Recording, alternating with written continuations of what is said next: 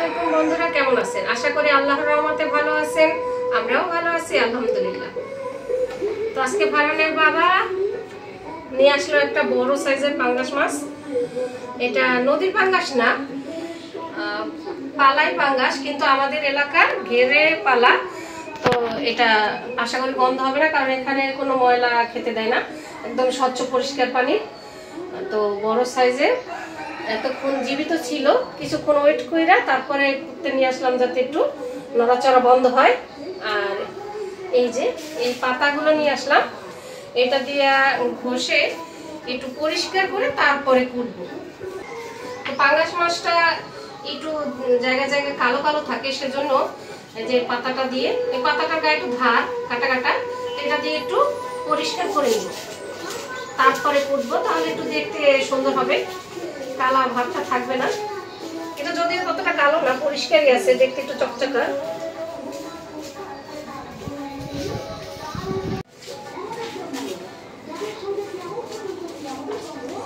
মাছটা তো পরিষ্কার করে নিলাম, এখন কেটে ধুয়ে পরিষ্কার করে নিব, তারপরে দেখি কি মজার রেসিপি রান্না করা যায়। তো আমার সঙ্গে থাকুন, দেখতে থাকুন কি রেসিপি তৈরি করি।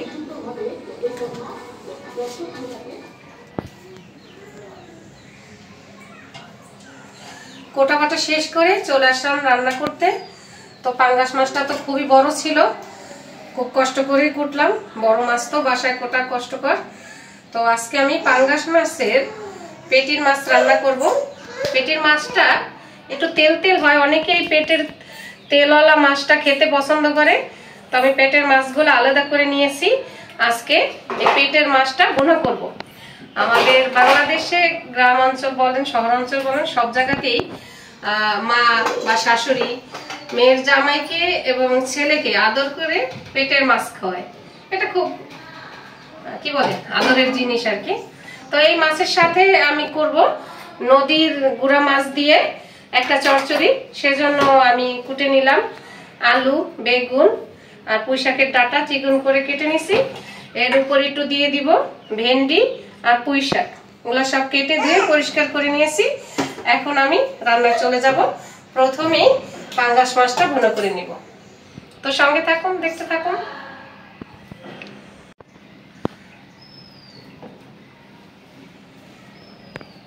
যেহেতু আজকে পেটির মাছ রান্না করব, তো আমি ভাজবো না, কাঁচায় রান্না করব। এই তেল তেল মাছটা কাঁচা ভুনা করলেই বেশি স্বাদ হয়। তো আজকে আগে ম্যারিনেট করে নিব। তো এখানে দিয়ে দিব 2 চা চামচ মরিচের গুঁড়া,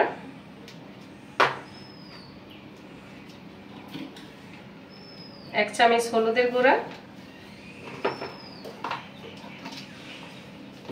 1 চা চামচ ধনিয়ার গুঁড়া, দিয়ে দিব পরিমাণ মতো জিরা, তারপর দিয়ে দিব সামান্য পরিমাণ গরম মশলা গুঁড়া, দিয়ে দিব পরিমাণ মতো লবণ, দিয়ে দিব আদা রসুন। আদা রসুনটা আমি একসাথে বেটে রাখছি। এখন দিয়ে দিব একটু লেবুর রস।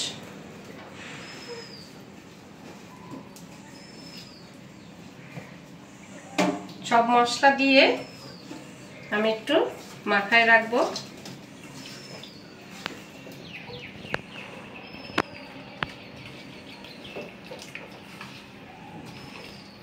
এভাবে মাখায় দিলে মশলাটা একদম ভিতরে ঢুকে যাবে, খেতেও দুর্দান্ত হবে।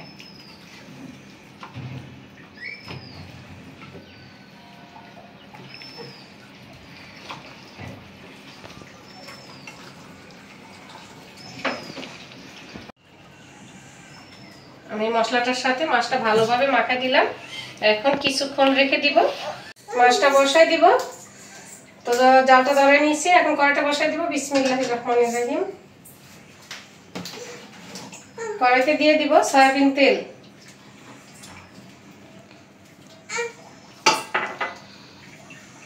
তেলটা গরম হয়ে গেছে, দিয়ে দিব পেঁয়াজ কুচি, আর দিয়ে দিব একটু গরম মশলা, সাথে দিয়ে দিব কাঁচা মরিচ। পেঁয়াজ মরিচটা তেলের উপরে বাদামি করে ভেজে নিব।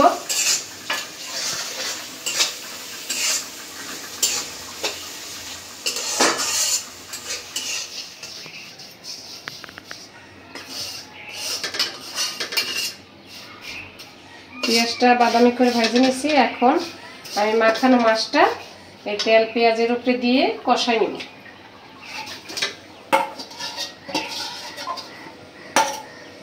বাটিটা ধুয়ে দিয়ে দিব।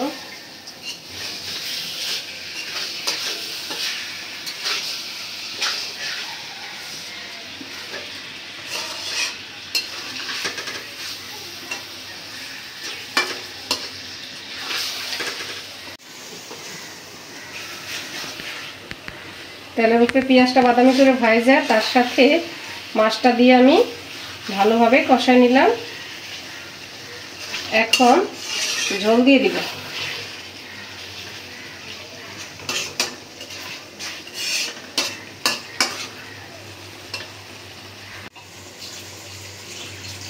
এখন পরিমাণ মতো ঝোল দিয়ে দিব।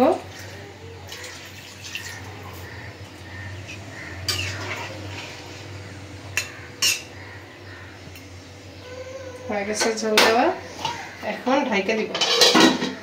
ব্যাস।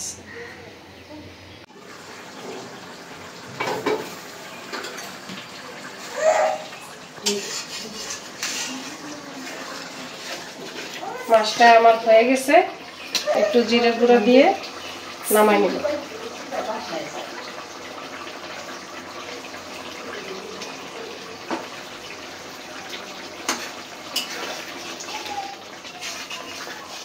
একটু রসা রসা রাখবো,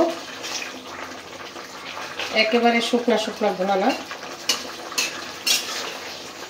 নামাই নিব এখন।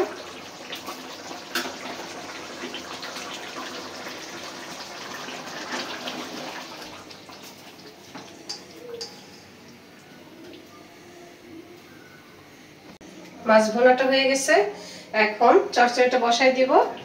বিসমিল্লাহির রহমানির রহিম। দিয়ে দিব সয়াবিন তেল,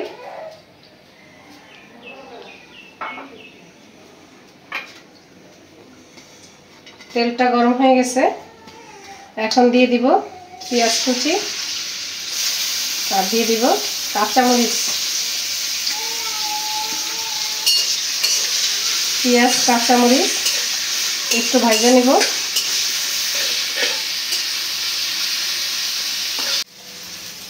পেঁয়াজটা আমার ভাজা হয়ে গেছে, এখন মশলাগুলো দিয়ে দিব। দিয়ে দিলাম হলুদের গুঁড়া 2 চা চামচ। এখন দিয়ে দিব মরিচের গুঁড়া 2 চামচ। দিয়ে দিব ধনিয়ার গুঁড়া 1 চামচ। পরিমাণ মতো জিরা, দিয়ে দিব লবণ। এখন দিয়ে দিব আদা রসুন বাটা। মশলাটা তেলের উপরে একটু কষাই নিব।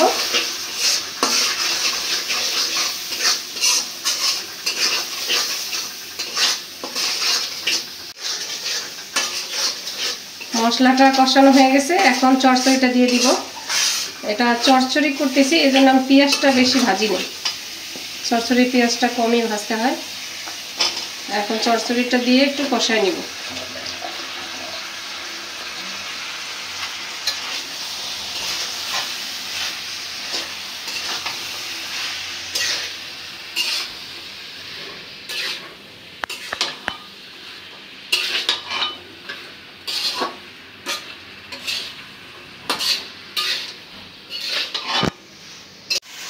চচ্চড়িটা মশলার সাথে কষাই নিব। এখন একটু ঢাকনা দিয়ে দিই।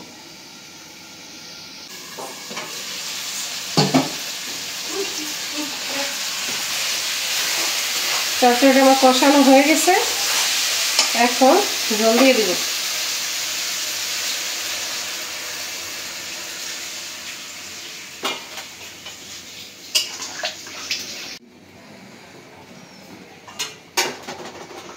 এখন দিয়ে দিব ভেন্ডি।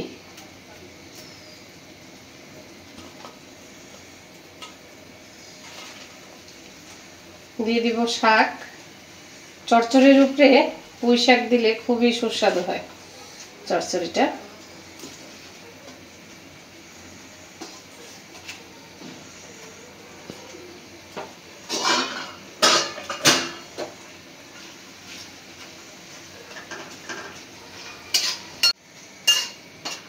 চচ্চড়ির উপরে দেওয়া শাকগুলো যখন একটু নরম হয়ে যাবে তখন এর উপরে দিয়ে দিতে হবে মাছগুলো। আমি ছোট মাছগুলো দিয়ে দিই, নদীর গুড়া মাছ।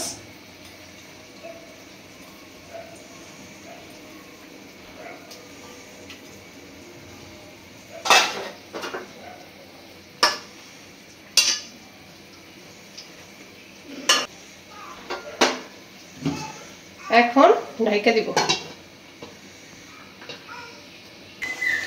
চচ্চড়িটা প্রায় হয়ে গেছে। এখন দিয়ে দিব ধনিয়া পাতা। ধনিয়া পাতাটা আমি কেটে রাখছি।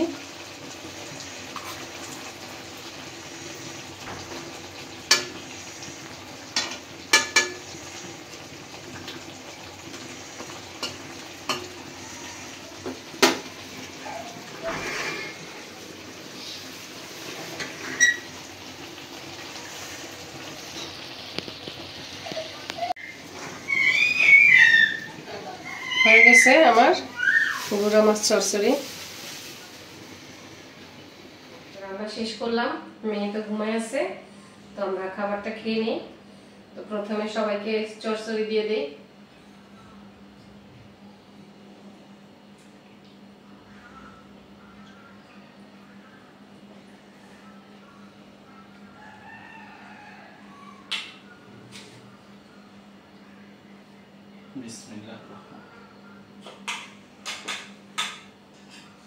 ছেলেকে মাছ দিয়ে দিই। ছেলে তো চচ্চড়ি খায় না, ছোট মাছ খেতে পারে না। ছোট মাছটা তো খাওয়া দরকার।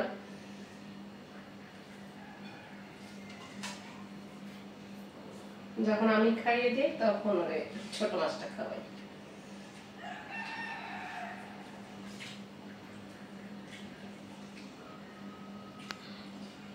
বিসমিল্লাহ।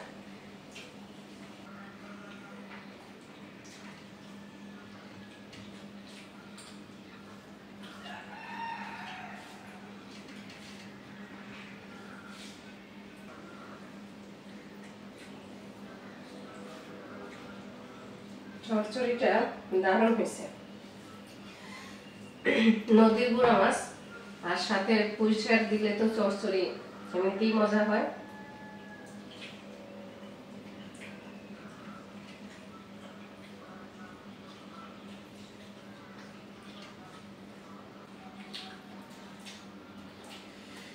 চচ্চড়িটা আসলেই সেই স্বাদ হয়েছে। ভিন্ডিটা কামড় দিলে একটা দারুণ গ্রাম, আর মাছটাও নদীর মাছ দেখে চচ্চড়িটা খুব স্বাদ হয়েছে।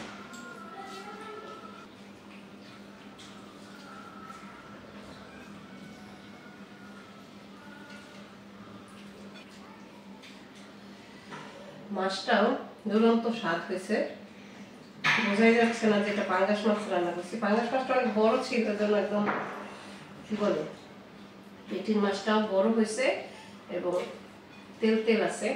পেটির মাছটা তো মানুষ এই জন্যই পছন্দ করে, একটু তেল তেল থাকে। তেলওয়ালা মাছ যারা পছন্দ করে তারা পেটিটা খায়। তো এই জন্যই আমি আলাদা করে আজকে পেটিগুলো আলাদা করে বোনা করলাম, আর একটু অন্যরকম করে করার চেষ্টা করলাম। তো সেই স্বাদ হয়েছে। তো আজকে চচ্চড়িটা এবং মাছ ভুনাটা দুইটাই খুব ভালো হয়েছে, সুস্বাদু হয়েছে। আপনারাও পেটির মাছ এভাবে রান্না করে খেয়ে দেখবেন, আশা করি ভালো লাগবে। আজ এ পর্যন্তই, দেখা হবে পরের ভিডিওতে। সে পর্যন্ত সবাই সুস্থ থাকবেন, ভালো থাকবেন। আল্লাহ হাফেজ।